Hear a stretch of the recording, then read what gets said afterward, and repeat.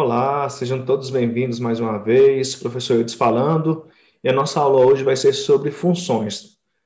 Antes de começar a explicar os termos técnicos relacionados a funções, eu vou fazer duas analogias aqui para tornar mais fácil a compreensão desse conceito.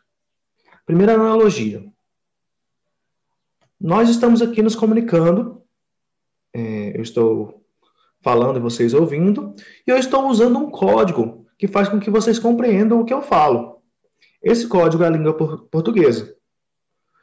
A comunicação só ocorre por causa desse código, porque eu conheço e vocês conhecem esse código.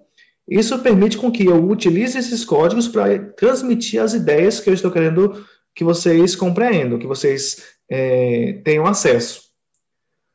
A função, ela tem mais ou menos esse significado, esse sentido.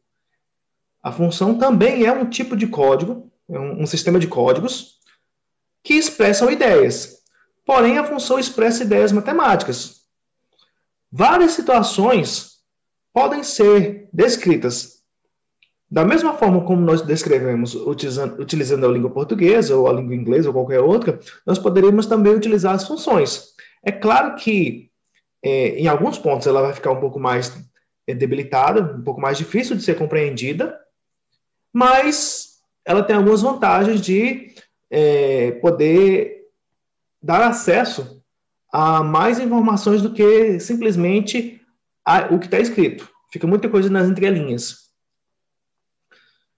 A segunda analogia que eu vou fazer em relação às funções é compará-las a uma máquina. Uma função é como se fosse uma máquina, na qual você tem um número, que você passa por essa máquina, e essa máquina vai transformar ele em um outro tipo de número. Então, uma função pode ser considerada uma máquina de transformar números. E assim você tem uma máquina, vamos supor, que você tem uma função qualquer, pense comigo, uma função velocidade. Você quer percorrer uma distância entre duas cidades, A e B. Essa distância é fixa. Então, quanto menos tempo você gastar no percurso entre essas duas cidades, maior vai ser a sua velocidade. E a expressão que relaciona a velocidade com o tempo nessa viagem vai ser uma função. A velocidade é uma variável que está em função do tempo, que depende do tempo. Então, o que acontece? Eu consigo transformar qualquer valor de tempo que eu utilizar, que eu gastar nessa viagem, eu consigo transformar ele no valor de velocidade. A distância entre as duas cidades é de 100 km. Se eu gastar 1 hora, a velocidade vai ser 100 km por hora. Se eu gastar 2 horas, a velocidade vai ser de 50 km por hora. Ou seja, estou convertendo, estou transformando, através dessa maquininha, um valor de tempo em um valor em velocidade. Ok? Dito isso, a gente pode começar a trabalhar com os conceitos mais propriamente ditos das funções. Função. Na matemática, a função corresponde a uma associação de elementos de dois conjuntos, ou seja, a função indica como os elementos estão relacionados. Por exemplo, uma função A em B significa associar cada elemento que pertence ao conjunto A um único elemento que compõe o conjunto B. Sendo assim, um valor de A não pode estar ligado a dois valores de B.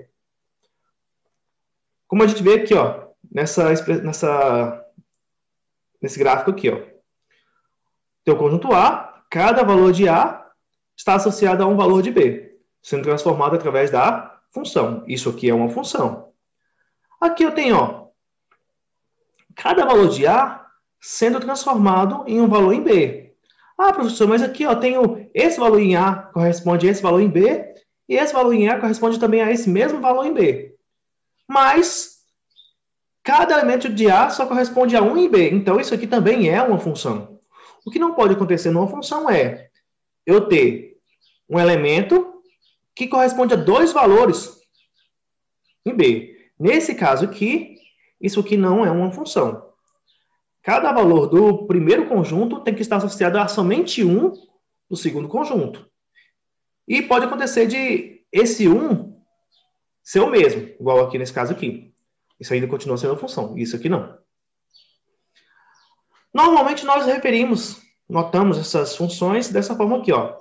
Função de A em B. Representação das funções. Em uma função f de A em B, o conjunto E é chamado domínio, e o conjunto B recebeu o nome de contradomínio. Um elemento B relacionado a um elemento A recebe o nome de imagem pela função. Agrupando todas as imagens de B, temos o conjunto imagem, que é um subconjunto do contradomínio. Um exemplo aqui, ó. Observe os conjuntos. A, 1, 2, 3, 4. E o conjunto B, 1, 2, 3, 4, 5, 6, 7, 8. Qual a função determinada pela relação entre os elementos?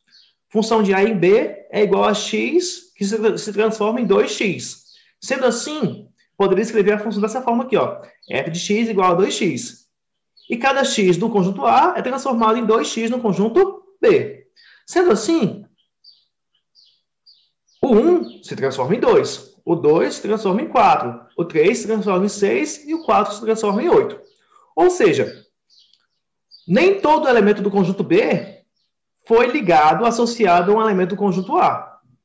Mas todo elemento do conjunto A foi associado ao elemento do conjunto B e cada um somente a um. Então, no caso, isso aqui é uma função. Mesmo que no conjunto B tenha sobrado elementos. Note que o conjunto A, 1, 2, 3, 4, são as entradas.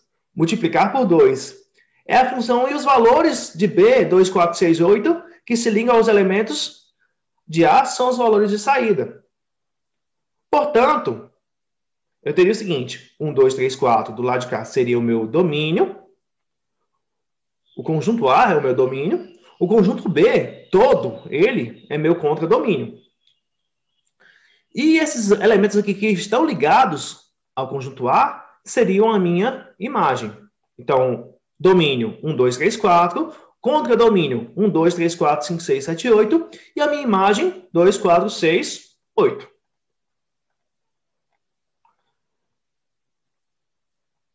Tipos de funções. As funções recebem classificações de acordo com suas propriedades. Confira a seguir os principais tipos. Primeiro, a função sobrejetora. Na função sobrejetora, o contradomínio é igual ao conjunto imagem. Portanto, todo elemento de B é imagem de pelo menos um elemento de A. A notação f de A em B ocorre a imagem f igual a B. Veja aqui que todos os elementos de A estão ligados a todos os elementos de B. Lembrando que em A, somente uma seta sai de cada elemento. Em B chega aqui 2, mas como ele é imagem e ele é contradomínio, isso pode acontecer. O que não pode acontecer é sair duas setas do mesmo elemento do conjunto domínio. Isso aqui é uma função. E é uma função sobrejetora porque não sobra nenhum elemento aqui no conjunto contradomínio. O contradomínio é igual à imagem. Então, aqui para cima, nós temos o seguinte. Menos 4, menos 2, 2 e 3 é o meu domínio. 12, 4 e 6 é o meu contradomínio. E 12, 4 e 6 também é a minha imagem. Função injetora. Na função injetora, todos os elementos de A possuem correspondentes distintos em B. E nenhum dos elementos de A compartilha da mesma imagem de B. Entretanto, pode existir elementos de B que não estejam relacionados a nenhum elemento de A. Um exemplo aqui, ó. Temos aqui, ó, o conjunto domínio 0, 3, 5. O conjunto contradomínio 1, 2, 5, 8. E o conjunto imagem 1, 5, 8. Vejam que cada elemento do conjunto A está ligado a somente um no conjunto B. E sobrou um elemento. Nesse caso aqui, eu tenho uma função injetora. Função bijetora. Na função bijetora, os conjuntos apresentam o mesmo número de elementos relacionados. Essa função recebe o nome por ser, ao mesmo tempo, injetora e sobrejetora. No caso, eu tenho aqui, ó, 4 elementos no conjunto A e 4 elementos no conjunto B. Cada elemento do conjunto A corresponde a um elemento do conjunto B. Esse tipo de função aqui é uma função bijetora. E eu teria o domínio aqui. Menos 1, 1, 2, 4. O contradomínio, 2, 3, 5, 7. E a imagem também, 2, 3, 5, 7. A função inversa. é um tipo de função objetora. Por isso, é sobrejetora e injetora ao mesmo tempo. Através desse tipo de função, é possível criar novas funções ao inverter os elementos. Então, no caso, se eu inverter e colocar o B no lugar do A aqui, se for possível fazer isso, então eu tenho uma função inversa. A função composta é um tipo de função matemática que combina duas ou mais variáveis. Duas funções f e g podem ser representadas como funções compostas. No caso, uma função de g de x. Ou uma função g de f de x. Isso aqui são funções compostas. Eu tenho uma função de uma função. A função modular. A função modular associa elementos em módulos e seus números são sempre positivos. A função modular ela meio que exclui os sinais dos números.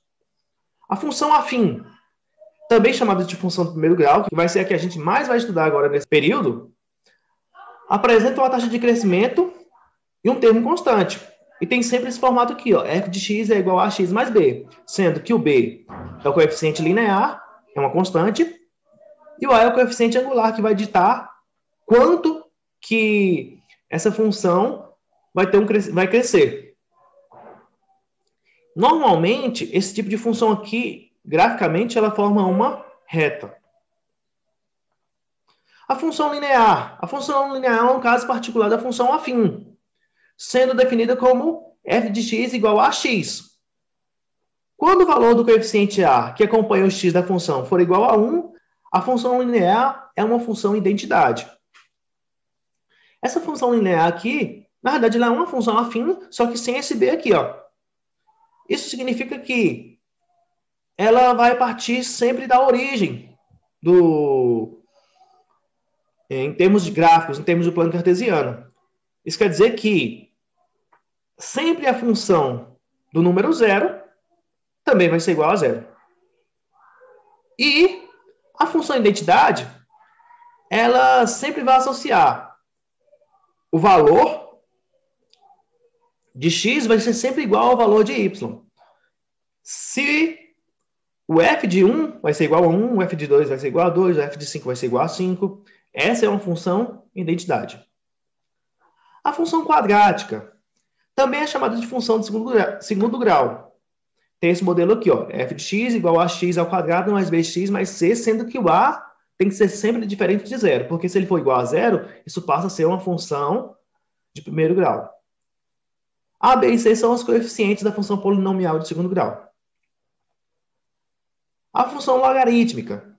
A função logarítmica de base a é representada pela função f de x é igual a log de x na base a, sendo a real positivo e a diferente de 1. Ao invertermos a função logarítmica, passamos a ter uma função exponencial. A função exponencial apresenta uma variável no expoente e a base é sempre maior que 0 e diferente de 1. Então, a função pode ser representada assim, ó. F de x é igual a elevado a x, sendo a maior que 0 e a diferente de 0. A função polinomial. A função polinomial é definida por expressões polinomiais, do tipo f de x é igual a n vezes x elevado a n, mais a n menos 1 vezes x elevado a n menos 1, mais a n menos 2 elevado a x elevado a n menos 2, e assim sucessivamente até chegar a 1 vezes x mais 1 a 0. Onde esses coeficientes a, todos têm que ser números complexos, n tem que ser um número inteiro, e x é uma variável complexa. Em relação a isso aqui, todos os tipos de funções, a gente vai estudar isoladamente cada uma delas. Então, pode ficar tranquilos que aqui é só uma introdução, para mostrar o que tem a ser estudado dentro das funções. Mas depois a gente vai analisar caso a caso, aprender caso por caso, função por função. As funções trigonométricas. As funções trigonométricas estão relacionadas com as voltas do ciclo trigonométrico, como a função seno, f de x igual a seno de x, a função cosseno, f de x igual a cosseno de x é a função tangente. F de x igual a tangente de x. Existem outras funções trigonométricas, mas citaremos nas aulas de funções trigonométricas, ok? Gráfico de uma função. A maneira como o elemento y se relaciona com o elemento x é expressa por meio de um gráfico, que nos dá a ideia do comportamento da função. Cada ponto no gráfico é dado por um par ordenado de x e y, onde x é o valor de entrada e y é o resultado da relação definida pela função. Ou seja, x entra na função e sai como y. Temos aqui um par ordenado, um x0, e f de x0, que também pode ser considerado o nosso y de 0. Esses dois pontos compõem o par ordenado que define a localização do ponto. Para construir um gráfico, cada elemento de x da função deve ser inserido no eixo horizontal das abscissas, e os elementos de y são posicionados no eixo da vertical, chamado de eixo das ordenadas. Confira alguns exemplos de gráficos de funções. Aqui nós temos alguns exemplos aqui. A função linear, como eu já tinha dito, sempre vai formar uma reta. Nesse caso aqui, essa função, além de ser uma função de primeiro grau, uma função afim, é uma função linear, porque ela passa pela origem, e por dividir o quadrante em dois iguais, provavelmente ela é, no caso aqui como o coeficiente é 1, ela é uma função identidade. Aqui nós temos uma função quadrática, f de x igual a x ao quadrado. Normalmente, as funções quadráticas formam essa forma aqui. Isso aqui é chamado de parábola. Uma função polinomial de terceiro grau. Normalmente, quando as funções polinomiais estão completas, o número de voltas que ela faz aqui está associado ao grau da função. No caso aqui, ela subiu, desceu, subiu. Uma função de terceiro grau. Aqui nós temos uma função modular. Veja que na função modular nós não temos valores abaixo do eixo y. Todos os valores são positivos para a sua imagem. Aqui nós temos uma função exponencial. A função exponencial ela tem essa característica de ser uma curva que cresce rapidamente à medida que você aumenta os valores do eixo x, do eixo das abscissas. E aqui nós temos uma função logarítmica. Normalmente ela tem esse formato aqui, o formato inverso ao formato da função exponencial. Bom, gente, por enquanto é isso. Nas próximas aulas a gente vai analisar cada uma das funções de forma isolada, aprender cada uma delas e onde elas são aplicadas. E espero vocês nas próximas aulas. Bom, gente, era isso. Até mais. Obrigado. Falou!